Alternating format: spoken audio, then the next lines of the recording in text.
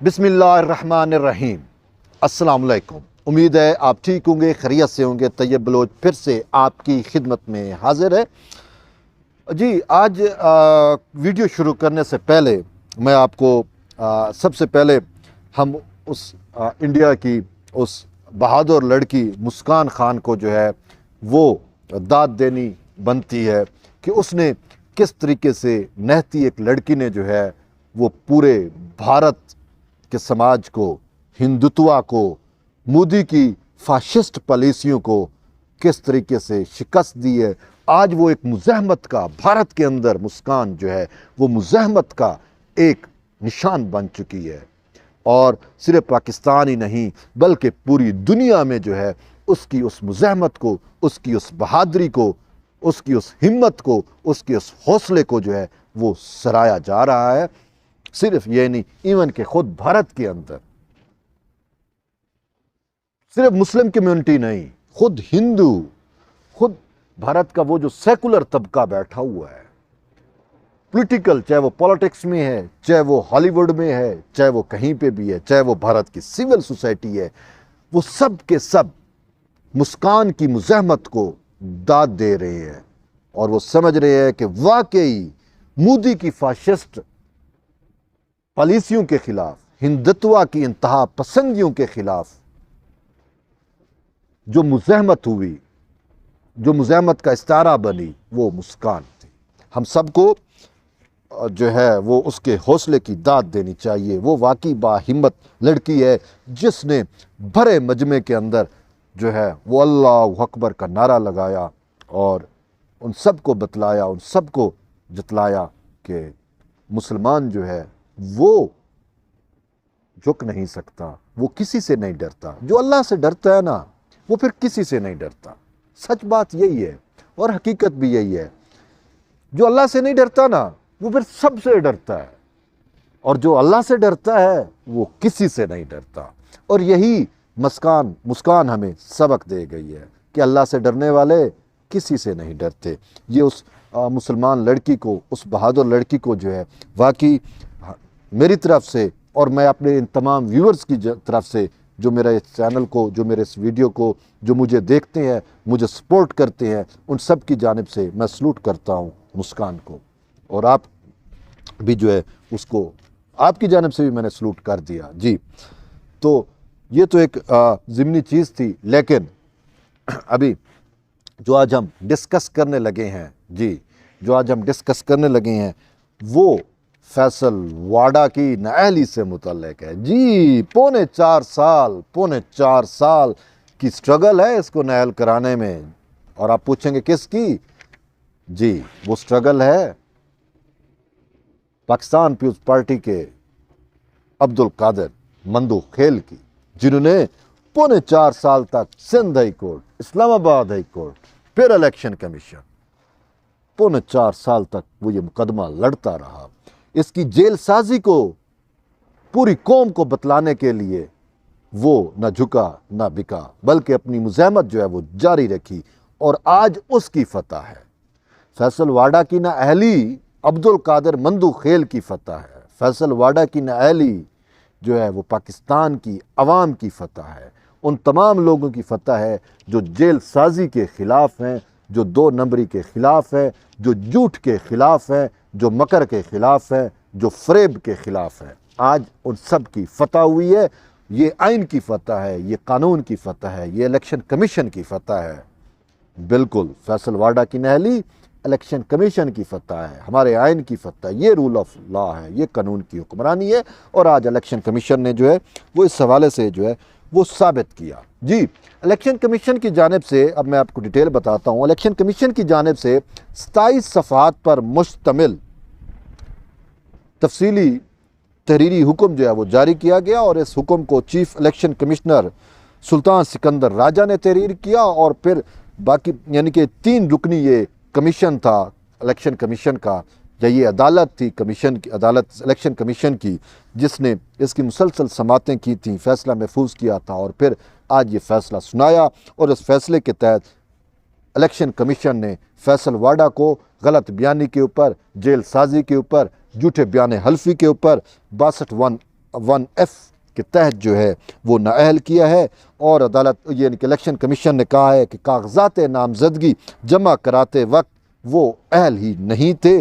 झूठा बयान हल्फी जमा कराया गया और फिर फैसले में ये भी लिखा गया है कि बतौर रुकन कौमी असम्बली उसने जितनी भी मरात ली थी, जितनी भी तनख्वाहें ली थी, वो सारी की सारी 2 माह के अंदर सेक्रेटरी कौमी असम्बली को जो है वो 2 महीनों के अंदर जमा कराने का जो है वो इलेक्शन कमीशन ने हुक्म दिया है। और फिर सिर्फ यहीं तक ही इलेक्शन कमीशन ने बस नहीं की, बल्कि झूठे बयान हल्फी पर इसकी सेनेट बतौर सेनेटर जो इसका नोटिफिकेशन है उसको भी जो है वो वापस किया है। और इलेक्शन कमीशन के फैसले के अंदर कहा गया है कि फैसल वाडा के कंडक्ट ने पूरे मामले को जो है वो मशकूक बनाया है। और उन्होंने कहा कि बतौर MNA इसने सेनेट में अपना वोट कास्ट किया। ये जो सेनेट के इलेक्शन हुए थे इसमें बतौर MNA अपना वोट जो है वो सेनेट में कास्ट किया और फिर वोट डालने के बाद जो है वो खुद को सीनेटर भी मुंतखब करा दिया। ये इसका एक मशकूक जो था, तो इसी वजह से भी फिर गलत बयानी के ऊपर और गलत बयान हल्फी जमा कराने के ऊपर जो है इसका सेनेट का जो नोटिफिकेशन है, जो इसकी बतौर सीनेटर कामयाबी का जो नोटिफिकेशन है वो नोटिफिकेशन भी वापस हो गया है। और अब ये ना ही MNA रहा, ना ही मेंबर कौमी असम्बली है और ना ही ये अब सीनेटर है, बल्कि ये भी एक नाअहल 62F के तहत ये एक नाअहल शख्स हो गया है। अब ये किसी ओहदे का जो है वो नहीं रह सकता। तमाम मैंने आपको शुरू में बताया कि इसकी नाअहली का सारा क्रेडिट जो है वो अब्दुल कादिर मंदूखेल को जाता है। जी, उसने पौने 4 साल हो गए हैं 2018 से वो फाइल लेके इसकी जेल साजी को जो है वो सिंध हाई कोर्ट में लड़ता रहा। फिर इस्लामाबाद हाई कोर्ट में उसने देखा मुकदमा लड़ा, आपने देखा इस्लामाबाद हाई कोर्ट में कितना अरसा इसका केस चलता रहा। फिर यहाँ नहीं कि फिर इलेक्शन कमीशन तक इसका मामला लेके आया और फिर आज जी 2018 और आज 2022 तकरीबन पौने 4 साल नियर अबाउट बनते हैं। 3.5 साल का साढ़े 3 साल से ज़्यादा का अरसा बनता है और 4 साल से कम, यानी कि ऑलमोस्ट पौने 4 साल वो जो है स्ट्रगल करता रहा। तो आज उसकी स्ट्रगल, उसकी जो है जिदोजहद उसकी जो है वो आज बारआवर साबित हुई और उसको इंसाफ मिला और फैसल वाडा जो है वो नाअहल हुआ। बिल्कुल। तो इस हवाले से chairman Pakistan people's party Bilawal Bhutto Zardari ने जो है वो अब्दुल कादिर मंदूखेल को भी मुबारकबाद दी और ये कहा कि ये पाकिस्तान पीपल्स पार्टी की जीत है, हर उस मुज़ाहमत पसंद की जीत है, हर उस शख्स की जीत है जो जेल साजी के ख़िलाफ़ है, जो इन लोगों के नाअहली के ख़िलाफ़ है। और सिर्फ ये नहीं, मैं वो पढ़ रहा था कि सेनेटर सईद गनी साहब जो वज़ीर इत्तलात सिंध हैं, उन्होंने तो वाज़े तौर के ऊपर सईद गनी साहब ने वाज़े तौर के ऊपर जो है वो कहा कि ये पाकिस्तान पीपल्स पार्टी की फ़तह है और उन्होंने अब्दुल कादिर मंदूखेल को मुबारकबाद भी दी। तो वाकई ये वो शख्स है ना, आपने देखा होगा फैसल वाडा जो बूट लेके ARY के प्रोग्राम में आ गया था, फौजी बूट, आम बूट भी नहीं, फौजी बूट। जी, अब शायद लगता है कि बूट इसके साथ नहीं रहे, वो नाअहल हो गया बाकी। लेकिन अब बात यही नहीं रुकती। मैं अभी पढ़ रहा था, शेख रशीद का स्टेटमेंट था कि हम फैसल वाडा का जो मामला है ना, इसको हम सुप्रीम कोर्ट में चैलेंज करेंगे। बहरहाल कोर्ट ऑफ लॉ इनके लिए मौजूद है, ये हाई कोर्ट जाते हैं या सुप्रीम कोर्ट जाते हैं। बहरहाल लोग तो ये कह रहे हैं, एक टेक्निकल इसमें एक चीज़ है जो समझना ज़रूरी है और मैं वीडियो बनाने का मकसद भी यही है कि वो टेक्निकलिटीज़ क्या है। वो ये कहते हैं कि 62F का जो फोरम है ना नाअहली का, वो इलेक्शन कमीशन नहीं है। टेक्निकली ये बात की जा रही है, वो इलेक्शन कमीशन नहीं है। इलेक्शन कमीशन को ये भी कहते हैं ये इख्तियार नहीं था कि वो फैसल वाडा को नाअहल करता। तो ये प्रॉपर फोरम वो कहते हैं जो बनता है, ये सुप्रीम कोर्ट बनती है या फिर हाई कोर्ट बनती है। तो अब फैसल वाडा की जानिब से या तहरीक इंसाफ की जानिब से इस मामले को चैलेंज किया जाएगा कोर्ट ऑफ लॉ में, इलेक्शन कमीशन के फैसले को चैलेंज किया जाएगा हाई कोर्ट के अंदर या फिर सुप्रीम कोर्ट में। ये उनका है कि वो कौन सा ऑप्शन जो है वो चूज़ करते हैं। तमाम शेख रशीद का ये कहना था कि हम सुप्रीम कोर्ट में इस मामले को जो है वो चैलेंज करेंगे। जी, अब लोग कह रहे हैं कि जब सुप्रीम कोर्ट में आएगा तो इलेक्शन कमीशन के मामले पे स्टे हो जाएगा और वो सीनेटर रहेगा।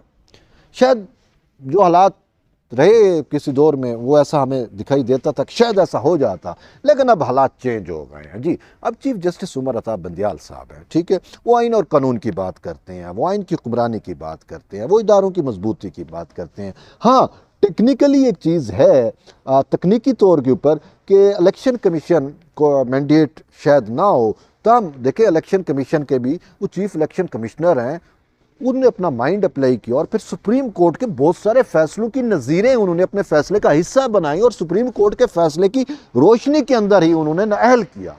ताहम अब ये मामला जब सुप्रीम कोर्ट में अगर आता है या हाई कोर्ट में आता है तो फिर क्या होगा? क्या इसकी नाअहली ख़त्म होगी? मेरा नहीं ख्याल है इसकी नाअहली ख़त्म होगी। आप पूछे वो क्यों? सोचने की बात है। पूछे वो क्यों? जी मैं आपको बताता हूं। वो इस वजह से कि ये चीज तो तयशुद है ना कि फैसल वाडा ने झूठा बयान हल्फी जमा कराया। जब ये इलेक्शन लड़ रहा था उस टाइम इसकी दोहरी शरीयत मौजूद थी, इसने बाद में छोड़ी, झूठा बयान हल्फी जमा कराया, गलत बयानी की। अब ये सारा चीजें खुद कोर्ट ऑफ लॉ में आ जाएंगी ना, ये खुद लेके आ रहा है। बात ये है, वो इसका मुखालिफ ये खुद लेके आ रहा है। तो जब ये चीजें कोर्ट ऑफ लॉ में आएंगी तो सुप्रीम कोर्ट होगी या हाई कोर्ट होगी, वो तो ये कहेगी ना ठीक है इलेक्शन कमीशन ने जो फैसला किया ठीक है वो अगर दुरुस्त नहीं है, लेकिन आप हमें ये बता दो कि आपने शरीयत कब तर्क की? जब आप कागजात नामजदगी जमा करा रहे थे जिसमें आपने एफिडेविट भी दिया कि मैंने दोहरी शरीयत तर्क कर दी, क्या उस टाइम आपकी दोहरी शरीयत थी या नहीं थी? वो इसको साबित करना पड़ेगा। वो भाई अगर ये सच्चा होता तो इलेक्शन कमीशन को बता देता ना कि जी ये डेट है, ये मैंने तर्क की, ये थी। नहीं है ना, इसने तो चीज़ें, तो इसी वजह से अब वही चीज़ें वो इस केस में आज वो सुप्रीम कोर्ट में आएंगी या हाई कोर्ट में चीज़ें डिस्कस होंगी। जब हाई कोर्ट देखेगी या सुप्रीम कोर्ट देखेगी कि बाबा दे देखो भाई, वो देखेगी कि भाई आपने वाकई आपका बयान हल्फी झूठा है, आपने गलत बयानी की है, आपके कागजात नामजदगी में आपने गलत बयानी की है, आपने झूठ बोला है, तो ये तो सुप्रीम कोर्ट में भी तय हो जाएगा या हाई कोर्ट में भी तय हो जाएगा कि बाबा ये झूठा इंसान है। तो जो झूठा इंसान है, जो डॉक्यूमेंट तौर के ऊपर जो साबित हो जाएगा कि ये झूठा है, तो फिर सुप्रीम कोर्ट इसको कैसे रिलीफ देगी या हाई कोर्ट कैसे इसको रिलीफ देगी? वो बाबा नहीं देगी। अब वैसे भी मैं कह रहा हूँ कि हालात तब्दील हो चुके हैं, ठीक है। अब इवन के हालात यहाँ तक मैं आपको बता रहा हूँ कि चीफ जस्टिस ऑफ पाकिस्तान भी तब्दील हो चुका ना आपके सामने। जस्टिस उमर अता बंदियाल साहब अब चीफ जस्टिस ऑफ पाकिस्तान है ना। तो यूँ चीज़ें तब्दील हो चुकी हैं और डिमेंशंस तब्दील हो चुकी हैं। अब वो हालात नहीं रहे, वो वक्त नहीं रहा, तो फिर एक फैसल वाडा झूठा साबित हो गया। एक इदारे में हुआ तो दूसरा इदारा भी तो उसको झूठा साबित करेगा। हाँ, ये कोई ऐसा सबूत ले आए, सुप्रीम कोर्ट को दिखलाए, अदलिया को दिखलाए कि नहीं जी मैं सच बोल रहा हूँ, इलेक्शन कमीशन जो है उसने इन शवाहद को, इन सबूत को जो है सही तौर के ऊपर कंसीडर नहीं किया, तो फिर तो है। लेकिन जो झूठा होता है, जो यहाँ पे झूठा है, वो हर जगह झूठा होगा ना। जो इलेक्शन कमीशन में झूठा साबित हुआ तो वो सुप्रीम कोर्ट में या हाई कोर्ट में भी तो झूठा साबित होगा ना। चीज़ें तो तयशुद्ध है। तो इसी वजह से इनको रिलीफ नहीं मिलने लगा।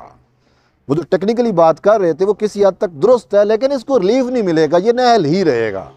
और अब इसकी नाअहली से क्या है?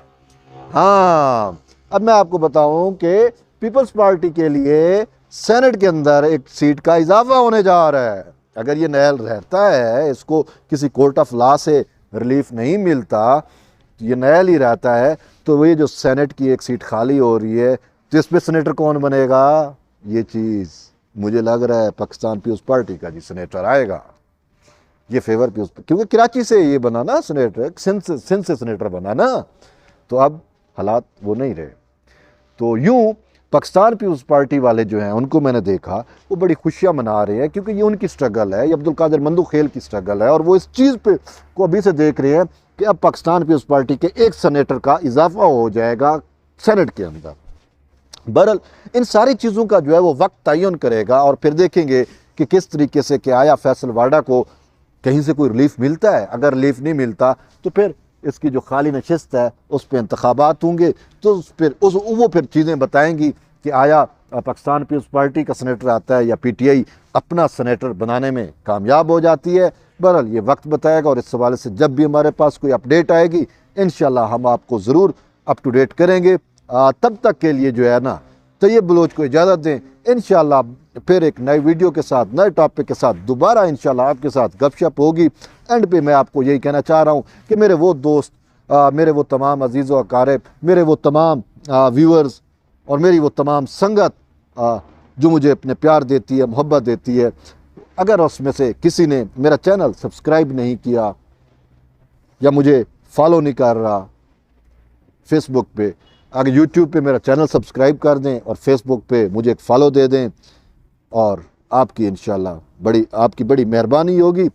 बहरहाल आपका ये जो फीडबैक भी आप मुझे लाजमी दिया करें। देखें मैं जो है आपके सामने ये काम शुरू किया है, अगर कोई चीज़ें ऐसी रह जाती हैं तो बहरहाल आप अपना फीडबैक देंगे, हम आपको इम्प्रूव करेंगे, अपने आप को इम्प्रूव करेंगे। आपकी कोई सजेशन होगी तो हम ज़रूर उसको शामिल करेंगे, अपने प्रोग्राम का हिस्सा बनाएंगे। बहरहाल जुड़े रहिए तैयब बलोच के साथ। इजाज़त दें, फिर इंशाल्लाह मिलते हैं। तब तक के लिए इजाज़त। अल्लाह हाफ़िज़। अल्लाह ने के बाद।